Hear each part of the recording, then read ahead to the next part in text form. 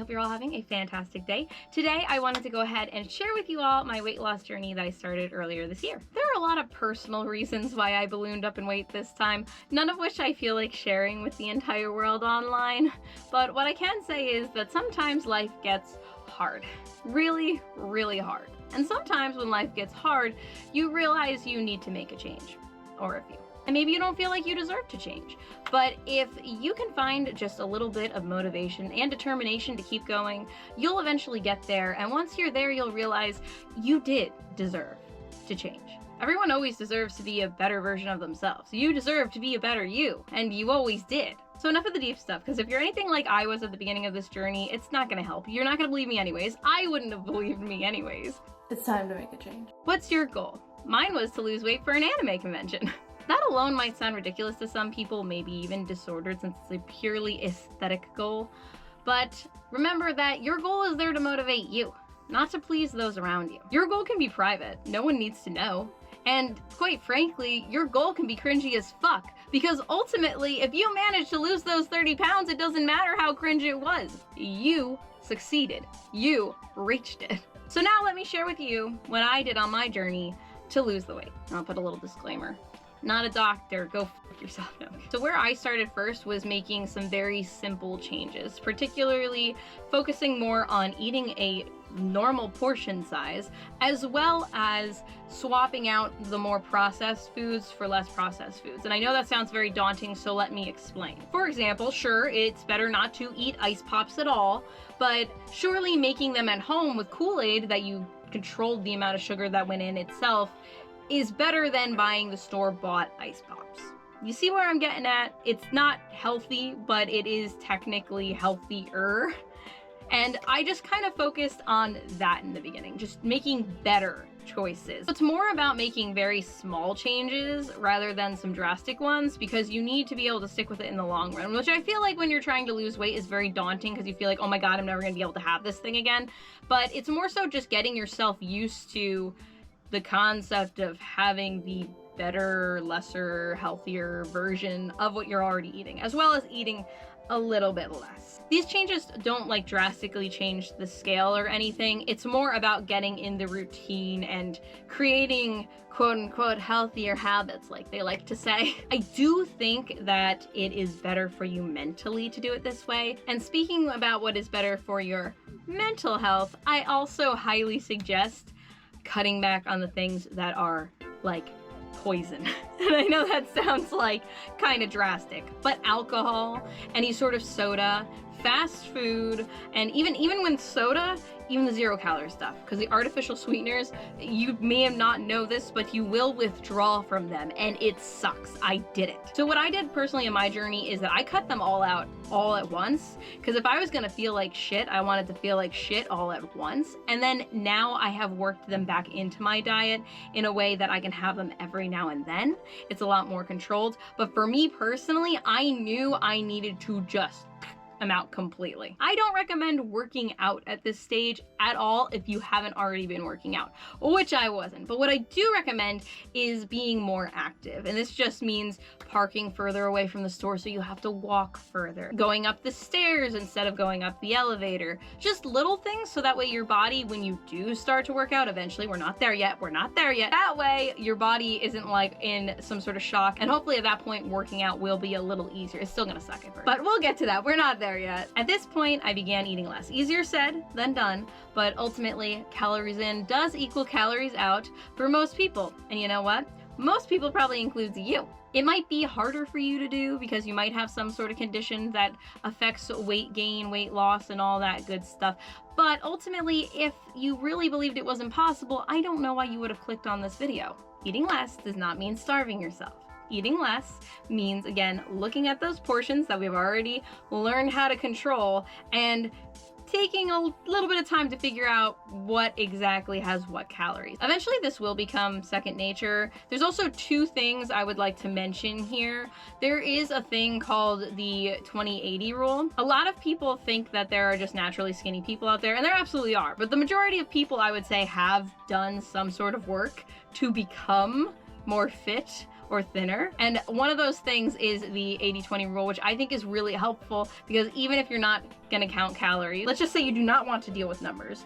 All right, 80% of what you eat on your own needs to be healthier options. That 20%, when you're out and about with family, friends, holidays, that's your 20%. This is how people stay thin, even though they look like they eat like the same thing as you, because they're not really eating the same things as you. They're only eating the same things in front of you. A month in, using all these little tips and tricks, I had lost a total whopping 5 pounds. Though to be fair, prior to my documented weight loss, I had actually already lost 5 pounds because I wanted to make sure I could do it before I tried to, you know, document the entire thing. After about that first month where you are now staying on track, eating a little less, losing a little bit of weight, and being more active, not exercising, but you know, being more active, at this point you should have enough small successes and small, you know, you've done good so far that you should have enough motivation to go ahead and move on to actually exercising like on purpose versus just adding a little bit of extra movement into your day. If you understand what I mean, you should be able to push yourself a little bit more and with intention. This will be completely up to you how you want to do it. This is completely trial and error. I am terrified of going to a gym. I have not stepped a foot in a gym since high school. So for me, that was not going to make any sense for me to go in there to figure out how to do a cardio exercise. But what I do enjoy is bike riding and rollerblading. And that's like the thing I like to do. You might like running. I hate running. You might like it though, and that's great. Good for you. Again, this is a personal journey. Do what feels good to you, even if it's something silly. If you're moving, that's awesome. But at this point, I am specifically talking about cardio. And the reason is that cardio burns calories. And right now where I felt like that's what I needed. I didn't need to focus yet on doing actual weight exercises that I knew I wasn't going to enjoy and I wouldn't see any results of because I was too fat. I needed to lose the fat so I would be able to see the awesome gains in the future. Gains. Back to the main point though. Doing cardio, there is a word of caution, you will feel more hungry. So my recommendation at this point is that if you do feel more hungry, eat something healthy. Only allow yourself to eat healthy things after you work out. You know you're gonna be hungry, so make a snack that is on the healthier side. And it can be a scoop of peanut butter. You know, just something, because you're gonna be hungry. Cardio makes you hungry. Cardio makes me hungry. So I did this for about 4 months or so to make sure I had the habit pretty much down, you know. I was used to eating these cleaner versions of unhealthy foods. I was used to moving more. So at this point, I had the groundwork laid out and it was time to do the real work, AKA working out. Check this out, look at this. This is what we're trying to get rid of, folks. That. And with the con approaching quickly, I knew I had to be like super serious. I had to double down. I had to go a little extreme. So I decided to do the Chloe Ting 2-week shred. And it all went about as well as you would think it would for someone who is completely out of shape.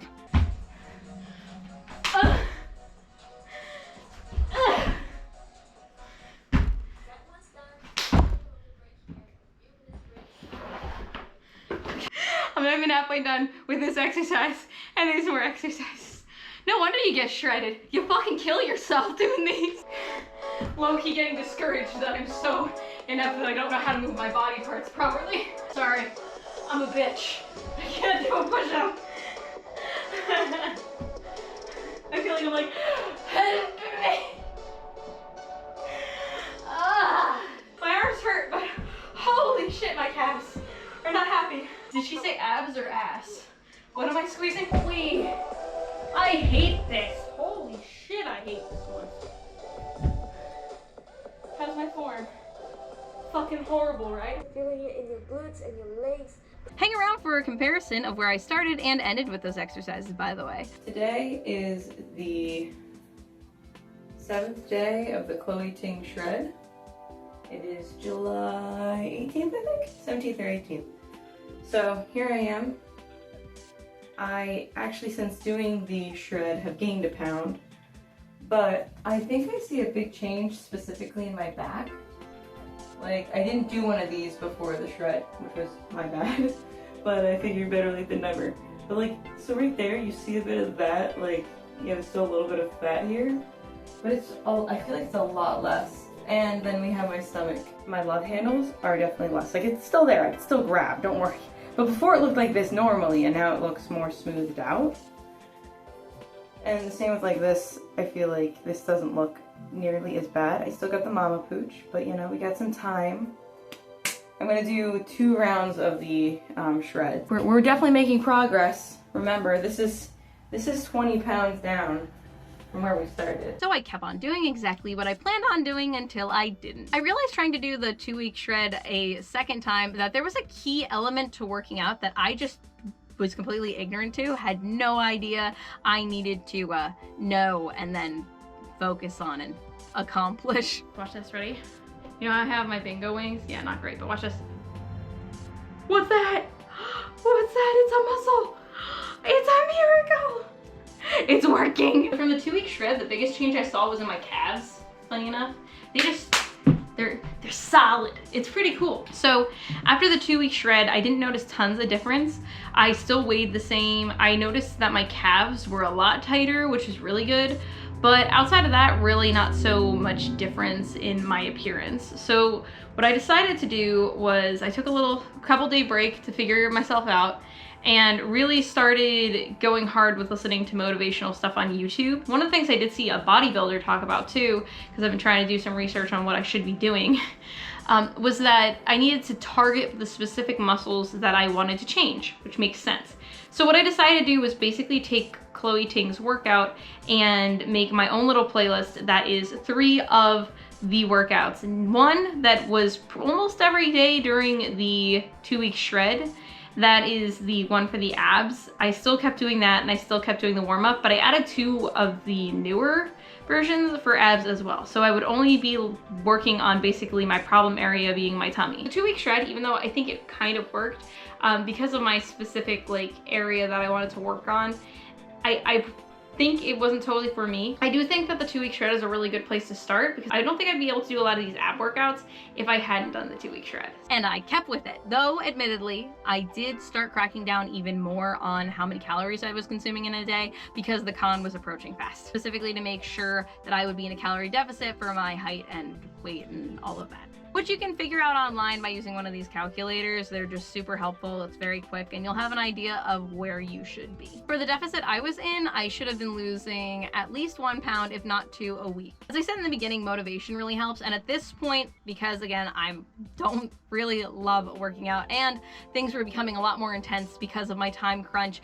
I began listening to people that I found very motivational online. It didn't all have to do with weight either. I just found that very positive motivation in general made me feel more like I could do this. Plus again, the small successes along the way 100% were helping because it was showing me that what I was doing was actually making a difference. And so, with much hard work and effort, I present to you the final results. Technically this clip is from after the convention, but I did manage to reach my goal by that time and I was in the 120s like I had hoped. It's insane to me that I was able to do this in less than a year's time. I'm extremely proud of myself for this accomplishment, and while it's scary to show the world what I looked like, I hope this can help motivate some of you who might be in a similar situation, who may be thinking you can't do it, or even maybe hitting a little bit closer to home like me, that you don't deserve it.